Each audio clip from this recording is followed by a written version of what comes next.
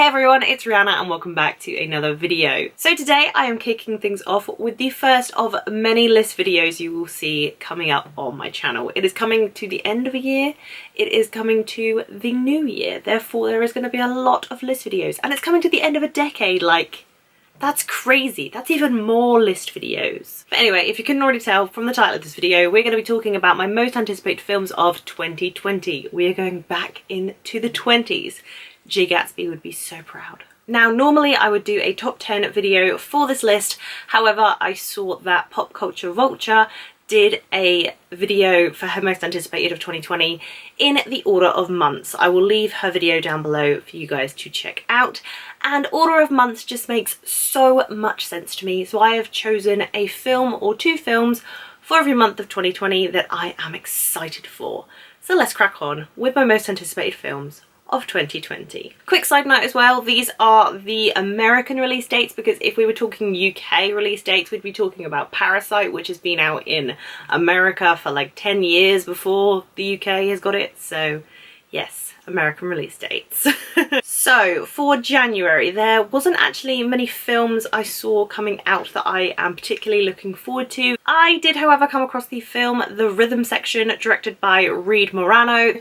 This stars Blake Lively as a woman who veers on a path of self-destruction after her family is killed in a plane crash. Blake Lively's character, Stephanie, actually finds out that the plane crash was not an accident and goes on a path of revenge to seek those who are responsible for her family's death. This film also stars Jude Law and Sterling K. Brown. There is a trailer out, I have not seen it, but it seems like a very interesting sort of murder mystery, a little bit of action maybe in there. It sounds like an interesting concept. I really enjoy Blake Lively as an actress. I think she's got a lot of range, and the talents of Jude Law and Sterling K. Brown, that's a lot of talent. This could be one of those really terrible January movies. It could be a really good January movie. I'm hoping it is the good version. I do love a good mystery thriller, and I think Blake Lively could do a really interesting job with this character. So January's film is The Rhythm Section. My choice for February's film for 2020 was so obvious it almost hurts. It is, of course, Birds of Prey, or The Fantabulous Emancipation of One Harley Quinn. They're giving Birdman a run for its money with that title. I mean, who came up with that? Fall Out Boy? I actually really like the title. It's really dope. Anyway, Birds of Prey is the somewhat standalone Harley Quinn film, but also with Birds of Prey in there. It's directed by Cathy Yan. It stars Margot Robbie returning as her role as Harley Quinn, and she joins up with other superheroes such as Black Canary, Huntress, and Renee Montoya, who band together to stop an evil crime lord called Black Mask. Just from the posters and trailers alone, this movie looks like it's going to be so much fun. It looks like they're going to have a lot of action. Love the fact that Harley Quinn has gone off on her own after the Joker, because Jared Leto's Joker to me, it's not good. Margot Robbie is perfect in the role of Harley Quinn. I can't wait to see her band together with these other female superheroes. It's just going to be badass, and the aesthetic is totally my style. I just can't wait for Birds of Prey. It looks awesome. Going into March, we have a sequel of a film that I really loved that came out in 2018, and that is A Quiet Place Part 2. John Krasinski is returning to direct this one. We also have Emily Blunt returning to star, along with Cillian Murphy. All I can tell you from IMDb, because there has been no trailer or poster for this film, is that the Abbott family and a stranger fight to survive in the post-apocalyptic world against these mysterious creatures. So very similar to the first movie, but with Cillian Murphy and not John Krasinski. I don't know. I'm really excited to see how they explore more of the world in A Quiet Place. It really intrigued me. I loved the first one. It was intense and interesting and really well acted. So as much as I didn't really need a sequel for A Quiet Place, I'm still excited for it. I have two picks for April because I couldn't choose between them both, but I will skim over the first one very quickly because I've talked about it so many times in other most anticipated movie lists. And that is New Mutants. You might have heard New Mutants mentioned in two of my previous videos. The New Mutants. And the New Mutants. Yes, the most anticipated videos for 2018 and 2019, because apparently this film will never come out. New Mutants is a film directed by Josh Boone, and it's about 5 mutants who've been put in a psychiatric hospital as they learn to discover their new powers. So yeah, that's the New Mutants. We don't have to talk any more about that because I'm sick and tired of it not coming out. Lots of reshoots apparently, we'll see how it goes. More exciting in April, the trailer just came out for this. It's the new Bond film, No Time to Die. I feel like the Daniel Craig James Bond film has a sequence of being good then bad. So Casino Royale, good. Quantum of Solace, bad. Skyfall, good.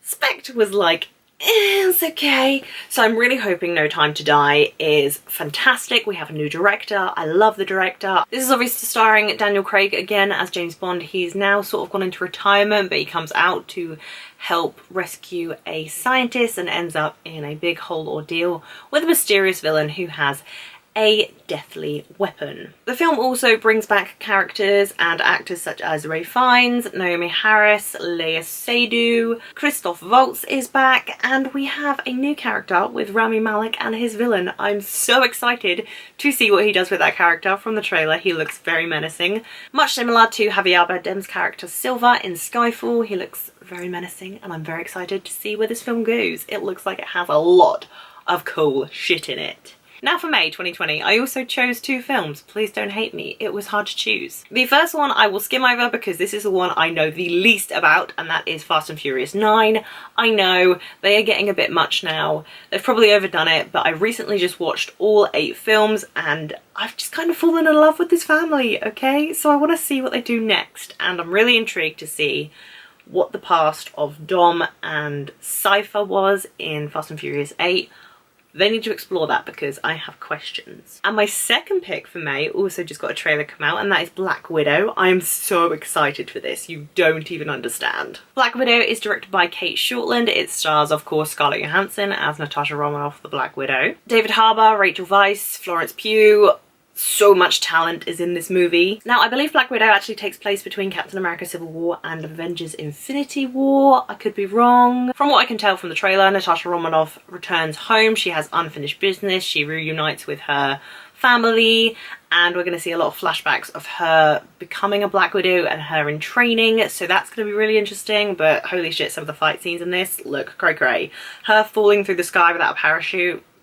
Amazing, love it, crazy. I really loved in the trailer the hand-to-hand combat fight scene between Natasha and Yelena. Oh my god, I'd watch it all the time. It's so beautiful. And just this film has so much talent in it. I really don't want it to go south. I'm so excited for it. The action looks great. I've been waiting for a Black Widow standalone movie for the longest time. So fingers crossed it's gonna be crazy cool. We have actually been really spoiled with trailers recently because my June pick also got a trailer, and that is Wonder Woman 1984. Patty Jenkins is returning to direct, Gal Gadot's returning as Diana Prince / Wonder Woman. We have Chris Pine back as Steve Trevor, Kristen Wiig as the Cheetah, Pedro Pascal.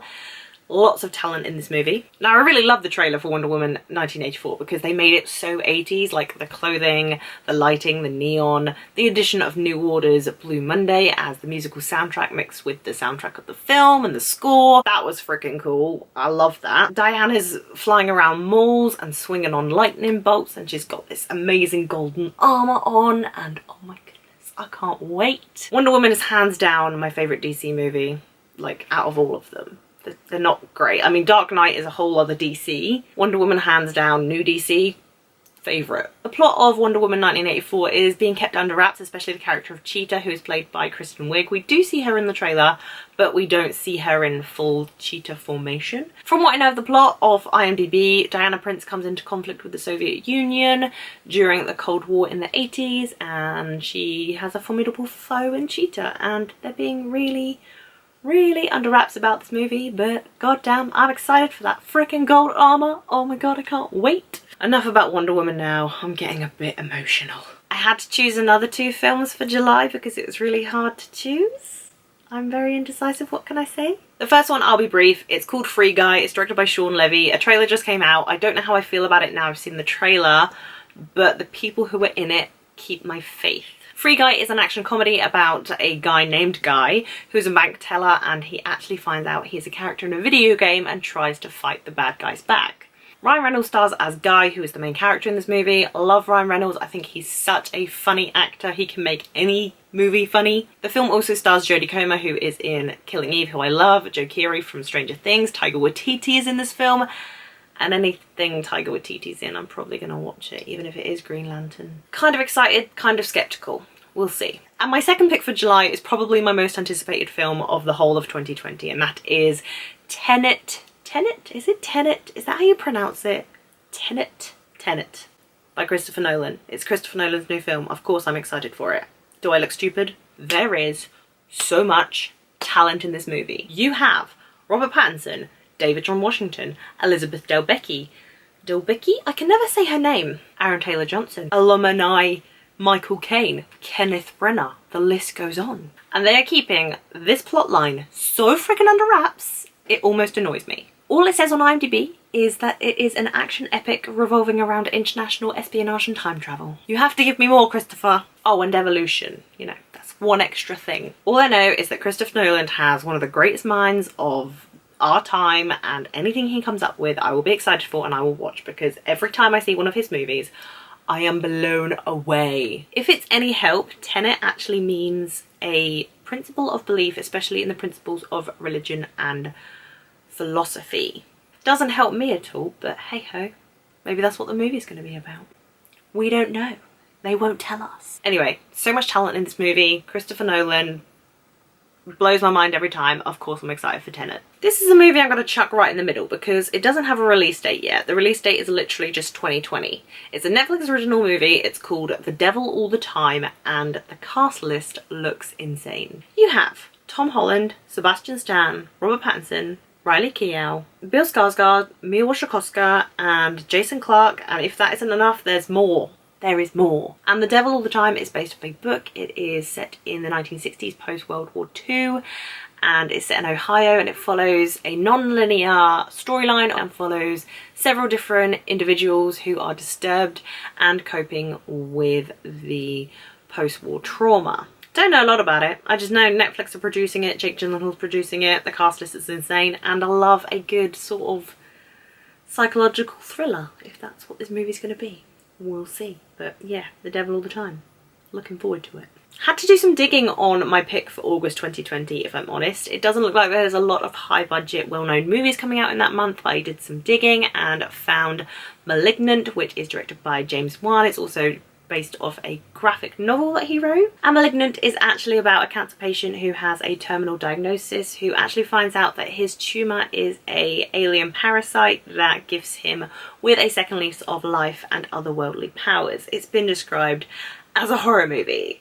I love a good sci-fi horror. I'm getting more into horror now, and if it's James Wan, I know it's going to be good. The only sort of big names I can see in this film off IMDb are Annabelle Wallis and Jake Abel. I haven't seen Jake Abel in something since like The Host, so we'll see how that goes, but it sounds like a really interesting concept, and James Wan is a great horror director, so I'm very intrigued by Malignant. So for September I also had to pick two movies. The first one is The King's Man, which is the prequel to the Kingsman films. It's directed by Matthew Vaughn, of course, and I'm not sure what decade The King's Man is set in. It's definitely not modern day. I think it might be either World War I or World War II. It's hard to tell, but the costumes are old-fashioned. And The King's Man is about a race against time in stopping some of the world's worst criminals and tyrants from creating a war to wipe out millions. So that sounds like it's going to be a lot of fun, especially when it's Matthew Vaughn and it's a Kingsman film. Hopefully there will be some comedy in there. I'm looking forward to the action. The action looks great. The film stars the likes of Ralph Fiennes, Harris Dickinson, Gemma Arterton, Aaron Taylor-Johnson, Matthew Good. There's a lot of good looking people in this film, I tell you. A lot of good looking British people. I love the first Kingsman movie. The second one was okay, but I am open to a prequel. I love the fact they're bringing in new fighting styles for this one because it is set in the past. So yeah, I'm excited for this film. And my second pick for September is Edgar Wright's new film, which is Last Night in Soho. This film stars Anya Taylor-Joy, Matt Smith and Thomasin McKenzie, and is described as a psychological thriller. I'm excited about this. The plot of Last Night in Soho is being kept very, very much under wraps, but the set photos I've seen and the Instagram posts I've seen, I have loved. I love the aesthetic. I love a good psychological thriller. Everything Edgar Wright has done before, like the Cornetto trilogy, Scott Pilgrim, Baby Driver, they've all very much been on the more comedic side, and I'm excited to see Edgar Wright explore a psychological thriller. He is a great director. The aesthetic of this film looks beautiful. The cast looks great.